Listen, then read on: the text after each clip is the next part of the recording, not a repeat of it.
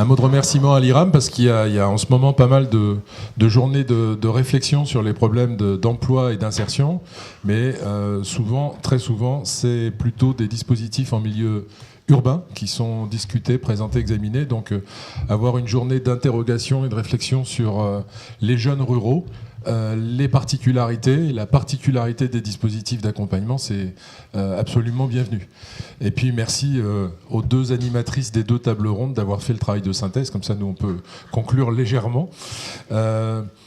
Juste quelques éléments, des mots qui ont marqué le paysage, je crois. Donc le premier, c'est processus.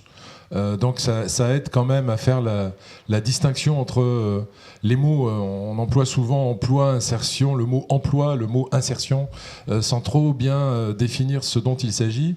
Le fait de parler de processus, d'étapes, de chemin de vie et d'accompagnement autour de ces différentes étapes, de parler de conditions de vie décentes et d'accompagner cette recherche de conditions de vie décentes, ça permet de mieux situer ce dont on parle et de situer tout cela également dans un pas de temps qui souvent n'est pas celui des projets et des financements de coopération. Donc c'est encore un champ de réflexion. Deuxième élément marquant, je crois, c'est la diversité des situations. Bon, dès le début, dès ce matin, ça a été indiqué qu'on ne peut pas parler des jeunes ruraux en Afrique ou en Afrique subsaharienne, c'est encore bien trop vaste. On est dans des contextes extrêmement différents, selon qu'on parle du Sahel, des pays côtiers, de l'Afrique centrale, de l'Afrique australe, etc., en matière d'accès aux fonciers, de migration et des systèmes de dépendance ou d'autonomie qui ont été présentés. C'était extrêmement intéressant ce matin, l'autonomie professionnelle, résidentielle, maritale, etc., qui sont autant d'éléments à prendre en compte quand on réfléchit les processus d'insertion. Donc ça veut dire que la définition de jeunes ruraux, elle est quand même à regarder de près à l'endroit où on pose le pied, sans aller trop vite dans les généralités. Bon, troisième point que j'ai trouvé marquant, c'est l'importance de la volonté politique. Hein. Donc, c'est pas nouveau, on se le dit souvent. On a eu un très brillant exposé de Jérôme qui nous a rappelé quelques fondamentaux et des pistes de réflexion. Mais comment on la mesure, cette volonté politique ? Comment on fait un deal avec les partenaires nationaux qui, au-delà des mots, puisque maintenant, dans presque tous les pays, à la lumière des printemps arabes essentiellement, etc., la problématique emploi-insertion est citée comme étant la deuxième priorité de l'éducation, la troisième priorité nationale, etc. Or, rien ne change dans les budgets. Vous regardez les budgets nationaux, la formation professionnelle et les dispositifs d'insertion représentent souvent moins de 5% du budget de l'éducation. Donc on est vraiment très très loin du compte. Donc comment vérifier et passer un deal non pas en bilatéral, mais avec d'autres acteurs et notamment d'autres partenaires financiers pour amener les États à prendre des engagements plus forts, y compris au niveau budgétaire, c'est une autre question, une autre manière d'essayer de mesurer les volontés politiques. Il y a cette question spécifique de faut-il, ne faut-il pas avoir un document ? Sandra a dit, Sandra Barlet-Dugret disait tout à l'heure, l'important c'est pas d'avoir un document bien fait politique de plus qui s'appellerait politique de l'insertion. Jérôme disait, si c'est un moyen d'avoir des financements complémentaires, allons-y. Bon, peut-être aussi, pays par pays, il faut certainement apprécier l'importance de savoir mettre dans les documents de politique existants, emploi, formation professionnelle, et je ne sais pas encore quels sont les 3 ou 4 points clés qui permettent de s'appuyer sur ces différents points pour développer des programmes et des accompagnements adaptés. Bon, alors je retiens aussi que les dispositifs en milieu rural d'accompagnement, donc d'accompagnement d'insertion, sont finalement encore rares, à petite échelle, et pas encore modélisable. Donc si on dit pas modélisable, ça voudrait dire pas encore réplicable, et là ça m'inquiète, on en parlera peut-être un peu plus tard, et qu'on a encore tout un chemin, tout un travail à faire en matière d'économie de la formation professionnelle liée à l'insertion. mais qu'il existe cependant des cas de figure à échelle nationale. On a entendu parler de AFOP tout à l'heure, donc c'est formation professionnelle et insertion. Donc c'est intéressant de s'appuyer dessus et de regarder les principes qui ont été mis en place, l'ensemble des propositions de solutions par rapport aux freins. Il y en a d'autres. Les centres des métiers ruraux en Côte d'Ivoire, on aurait pu en parler aussi, même s'ils ont subi le contre-coup du conflit en Côte d'Ivoire. Cependant, c'est un programme d'envergure nationale qui est également innovant en matière de principes d'accompagnement des projets des jeunes avec formation hors mur, avec mobilisation de professionnels pour accompagner les jeunes dans la mise en œuvre de leurs projets. Donc autant de dispositifs qui, je crois, doivent être suivis pour qu'on en tire des enseignements en termes de pérennité notamment. La formation professionnelle a été beaucoup au centre d'un certain nombre d'exposés, comme si formation professionnelle et insertion étaient liées à 80%. Je ne pense pas, pour ma part. On a vu que la formation professionnelle, c'était un des outils d'accompagnement dans le parcours, qui peut d'ailleurs, outil, être mobilisé à plusieurs moments et sous plusieurs formes des parcours d'insertion. Mais en tout cas, ce n'est pas un outil suffisant. On a vu que la démographie et peut-être les actions à prendre pour influer sur la transition démographique étaient fondamentaux, que est un outil fondamental, que la volonté politique, le financement dans la durée, au-delà des C2D ou au-delà des projets. Il faut aussi qu'on se donne les moyens d'y voir plus clair, que les réseaux de dispositifs territoriaux, que le fait de pouvoir articuler les niveaux locaux, nationaux et voire sous-régionaux, donc tout cet ensemble-là sont au moins aussi importants que la formation professionnelle elle-même. Alors, pour ne pas être trop long, quelques questions vues du côté AFD par rapport à cette problématique. Que ce soit en milieu rural ou en milieu urbain d'ailleurs, en matière d'insertion, accompagnement. Donc parmi les questions qu'on se pose, il y a celle des échelles et des effets de seuil. Bon, parce que financer, accompagner un petit dispositif dans tel pays, un autre dans le pays d'à côté, un autre sur le continent d'à côté, est-ce que c'est la bonne manière de travailler? Est-ce que c'est comme ça qu'il faut faire? Est-ce qu'on risque pas en saupoudrage d'avoir 10 petits projets d'accompagnement, formation professionnelle, insertion, qui vont durer 3-4 ans, qui au mieux vont avoir une deuxième phase? Est-ce qu'il y a à rechercher, donc c'est un travail d'économie aussi, de recherche-développement à faire, des conditions qui permettraient de densifier les interventions de manière suffisante pour qu'on puisse franchir un effet de seuil, une visibilité qui donnerait un argumentaire suffisant pour convaincre, ça a été abordé plusieurs fois, les ministres des Finances, les décideurs, qu'il y ait un retour sur investissement, que l'insertion comme la formation professionnelle n'est pas seulement un coût, c'est un investissement indispensable. Pour ça, il faut se donner les moyens de le prouver. Donc la manière dont on finance aujourd'hui les projets n'est peut-être pas tout à fait la plus adaptée. La modélisation, le réplicable dont je parlais tout à l'heure. Si on dit ce qu'on fait n'est pas du tout modélisable, c'est très ennuyeux. Ça veut peut-être dire qu'il faut rechercher et revenir vers des projets encore plus simples, encore plus en capacité d'être suivis et évalués de façon à ce qu'on puisse quand même dégager des trames de modèles et donc, si possible, des changements d'échelle par la suite par réplicabilité. Ça veut donc dire qu'on a devant nous tout un travail à faire et welcome les compétences qui se manifesteront sur le suivi et évaluation. Et on a à inventer des outils spécifiques de suivi et évaluation qui ne soient pas que quantitatifs, mais aussi qualitatifs sur les dispositifs de formation pro et par extension aussi sur les dispositifs d'accompagnement d'insertion. Également, comme l'a dit Pierre Blaise, les problématiques d'économie de la formation professionnelle. On a encore beaucoup de chemin à faire. Il y a quelques travaux qui ont été faits, notamment à Dijon par l'IREDU. Il y a des étudiants qui sont partis. On a vu que le nombre de paramètres à apprécier pour comparer les dispositifs entre eux en matière de coût de formation d'un élève, c'est tellement compliqué cette affaire, notamment quand c'est transposé dans les différentes régions d'Afrique, qu'il faut encore se repencher là-dessus. J'ai noté aussi que parfois, on a le sentiment qu'à vouloir impliquer tous les acteurs dans tout, on peut se noyer. Donc je l'ai dit tout à l'heure en intervention individuelle, mais repartir des missions et des mandats des différents acteurs pour que de leur place et avec leur mission, ils puissent contribuer à la construction d'un dispositif, c'est bien. Vouloir toujours mettre tout le monde autour d'une table, ça prend parfois beaucoup de temps, ça peut être contre-productif. Enfin, c'est plus une question qu'une affirmation, mais pour moi, c'est quelque chose à suivre.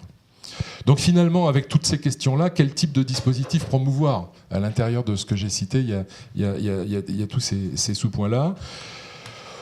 On n'a pas abordé véritablement, mais ça reste un sujet, l'ensemble des mesures incitatives qui peuvent être prises en faveur des entreprises qui font des efforts. Alors quand je dis entreprises, je ne parle pas que des entreprises formelles, je peux parler aussi des entreprises informelles, et y compris même d'exploitation agricole, à partir du moment où elles ont une représentation professionnelle qui elle-même est formelle. Donc on se questionne pas mal sur la possibilité de promouvoir des mesures incitatives, peut-être fiscales, peut-être des facilités réglementaires, peut-être des accès particuliers au crédit, je ne sais pas, pour les entreprises qui font l'effort de s'engager dans l'insertion, l'accueil, le suivi, la coopération avec des centres de formation. Il y a à réfléchir aussi et à progresser là-dessus. Voilà, donc je vais passer je vous remercie, je passe la parole à François qui va compléter et qui, je crois, va regarder du côté de l'IRAM comment poursuivre sur quelques-unes des pistes. C'est ça? Oui.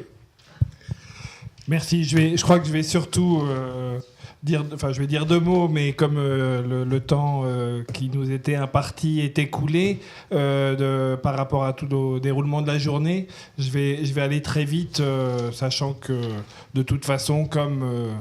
chaque année, l'IRAM s'engage après une telle journée à faire des comptes rendus détaillés. Donc vous aurez des éléments complémentaires dans les documents écrits qui ne manqueront pas de suivre après cette journée. Donc pour rebondir peut-être un peu sur ce qu'évoquait Christian, donc c'est vrai que, comme l'évoquait Pierre, voilà, qu'est-ce qu'on a appris de cette journée pour ne pas échouer sur ce sujet qui nous réunit et comment y donner suite. Donc moi je crois qu'il y a un premier élément qui me frappe, on est un peu comme face à une nouvelle évidence, comme l'aide au développement, c'est bien faire. Il faut créer des emplois pour les jeunes. Comme il y a quelques années, on devait formaliser l'informel, et puis après, on devait créer des activités génératrices de revenus, puis on devait réduire la pauvreté. Donc on voit qu'on est face à la montée d'une nouvelle évidence, et on a bien vu, je crois, dans cette journée que derrière cette évidence, il y a quand même des choses complexes, il y a des choses localisées, il y a des niveaux différents, il y a des acteurs, je refais pas tout ce qu'on a vu aujourd'hui, mais voilà. Donc il y a une invitation à mieux comprendre, à mieux diagnostiquer, et je crois que entre les acteurs tels que nous sommes, les chercheurs, les universitaires, il y a beaucoup à travailler et à discuter, à réfléchir ensemble autour de cette question, j'allais dire, de cette déconstruction qu'il nous faut faire ensemble. En tout cas, c'est à suivre. Moi, il y a aussi, donc si on a un continuum qui est séquencé en formation et insertion. Je crois que aussi on sera amené à remettre en cause cette séparation, mais en tout cas sur la dimension formation, je crois qu'on a vu que c'est un aspect complexe, qu'il y a beaucoup d'éléments à prendre en compte. C'est un sujet assez épineux, il y a des héritages historiques, il y a eu quelques formulations ce matin assez fortes, je pense, qui sont à prendre en compte. Et pour nous, il y a un intérêt à... Donc il y a des compétences très spécialisées dans ce domaine de la formation professionnelle, et sans doute il y a un partenariat, des complémentarités à réfléchir dans le travail technique d'accompagnement qu'on peut mener là-dessus. Il y a sans doute aussi des innovations à réfléchir. Moi je regarde et je mets dans cet agenda de formation professionnelle, des collègues nous interpellaient au niveau de l'association IRAM sur les approches de l'enseignement primaire ou primaire professionnel adapté en milieu nomade. Bon, je pense qu'il y a des sujets comme ça et des innovations à construire qui peuvent être un objet de mobilisation au niveau de l'association, cette fois-ci IRAM. Sur l'aspect insertion, donc, il y a eu beaucoup de choses de souligner. La dimension processus important. Alors, un processus, pourquoi ? Pour accompagner un projet professionnel. Et je crois que ressort bien de la journée l'idée ou l'importance que ce projet, ça soit le projet des jeunes, que ça soit les jeunes qui projettent quelque chose devant eux, et qui soit positif. Et on a bien vu que la projection, elle peut avoir des orientations, des directions différentes, et il y a quelque chose à accompagner, à construire autour de ça. Il y a un risque que ça soit un vernis qui vienne... comme Jérôme l'évoquait, à la fois imposé de l'extérieur, à la fois aussi attirant ou animant une arène d'intérêts locaux, un document stratégique de plus, mais que l'enjeu est loin de se limiter à ça. Mais que, en tout cas, cette articulation, c'est certainement une bonne entrée pour renouveler le débat de ce qu'évoquait notamment Lucien Cousin ce matin, et de revoir cette relation entre l'offre de formation et les activités, l'intégration au milieu professionnel. Derrière, il y a tout un tas d'enjeux autour... pour renouveler des approches, pour remettre les jeunes au centre de la décision dans la construction de ces projets, former les formateurs, revoir les dispositifs d'accompagnement, faire système, des partenariats avec de nouveaux acteurs. Donc on a vu énormément de choses autour de cette question-là ensemble. Et puis moi, il y a aussi quelque chose que je retiens de la deuxième table ronde, c'est qu'on a un peu eu tendance à opposer, ou que certains, j'ai eu l'impression en tout cas, ce qui est insertion professionnelle et ce qui est une approche plus globale de l'insertion.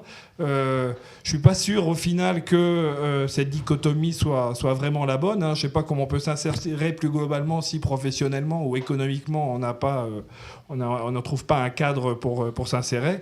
Par contre, il y a la dimension insertion territoriale qui a été évoquée dans la dernière table ronde, avec toutes les dimensions aussi, regard des autres, dynamique collective, qui est en jeu et qui est, je pense, extrêmement intéressante à approfondir. Alors, par rapport à ces perspectives, moi, je retiens deux choses pour l'IRAM. D'abord, ça va susciter sans doute beaucoup de réflexions internes pour remettre à plat nos propres thématiques. Et c'est un regard ou une façon d'introduire un regard d'acteur spécifique par rapport à des réflexions sur les politiques agricoles, ça a été évoqué ce matin, par rapport aux réflexions ou aux entrées sur la décentralisation, le rôle des collectivités locales, ça a été évoqué cet après-midi, par rapport à l'accompagnement, à l'appui au niveau des organisations de producteurs, on en a également parlé, par rapport au financement, au dispositif de financement, on l'a également beaucoup évoqué, on vient de reparler de la dimension suivi, évaluation, étude d'impact, etc. Donc là, je pense qu'il y a beaucoup de choses à approfondir sur nos thématiques de travail antérieures autour de ça. Et puis il y a peut-être quelque chose qu'on a déjà discuté à d'autres niveaux, mais qu'il y a peut-être de nouvelles approches combinées, adaptées à chaque situation, qu'il faudrait réfléchir derrière ces enjeux-là, où on a parlé ce matin l'importance de combiner des filets de protection sociale et une démarche par rapport à une catégorie de l'agriculture ou de la paysannerie ou des questions d'insécurité alimentaire, ça a été évoqué également, mais qui combine ou qui s'articule avec de la formation alternée de préférence, avec de l'accompagnement financier, non financier, de façon à valoriser des opportunités économiques rurales, et donc ces questions d'insertion. Et finalement, ces approches combinées, pour l'instant, on en entend assez peu parler, en tout cas dans nos cercles proches. Hein. Moi, ça me renvoie plutôt à des réflexions sur ce que font de grandes ONG multisectorielles, notamment asiatiques. Hein. Je citerai la BRAC, par exemple, au Bangladesh, dans ce domaine-là. Ça me renvoie à ce que font des grandes organisations syndicales également asiatiques. Hein. Je mentionnerai Sewa en Inde qui travaille sur ces questions en milieu rural. Ça me renvoie à des innovations, à des initiatives ou des expériences de ce qu'on appellerait, ou ce qu'on appelle avec des collègues, de microfinance transformative. Hein. Je penserais notamment à des institutions de microfinance latino-américaines engagées dans ces questions de développement rural. À des partenariats publics-privés un peu innovants.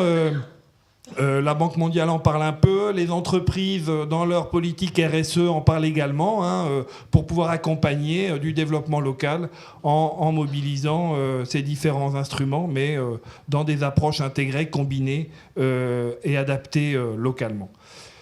Puis un deuxième aspect, au-delà de ces approches combinées, c'est qu'il faudra aussi sans doute agir pour transformer les situations dans lesquelles on travaille, hein, au niveau des opportunités qu'elles offrent aux jeunes. Hein, et derrière, ça crée des opportunités pour l'avenir de l'emploi des jeunes. Hein, ce n'est pas les emplois d'avenir, mais c'est bien l'avenir de l'emploi qui est en jeu autour de ça. Hein, et demain, on va parler au niveau de l'Assemblée générale de l'IRAM du Mali. Hein, est-ce qu'une réforme agraire... à l'Office du Niger, ou une promotion de l'intégration de l'agriculture-élevage à la place de l'importation et de l'assemblage de tracteurs pour la motorisation dans la zone du Mali Sud. Hein, ce n'est pas des axes de réflexion qui viennent trouver une place dans la problématique que l'on évoque. Voilà, donc pour vous dire qu'on n'a pas fini de parler des questions qui nous ont réunis aujourd'hui et on essaiera de partager tout ça avec vous.